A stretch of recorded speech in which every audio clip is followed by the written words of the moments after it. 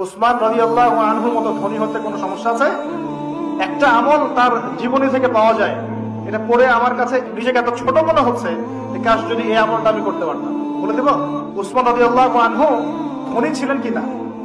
নবীর কাছে গিয়ে বলছেন যে আমার ধন সম্পদ খুব বেশি বাড়ছে, ইয়া রাসূলুল্লাহ আপনি সম্পদ একটু কমানোর দোয়া করেন তো আমার জন্য। চিন্তা করা যায় মানুষ এমন দোয়া কেউ করবে যুগে? নবী সাল্লাল্লাহু আলাইহি ওয়াসাল্লাম বললেন তুমি উটের পিছে গাধার পিছে খাওয়া দাওয়া করো। তো তিনি খাওয়া দাওয়া করেন।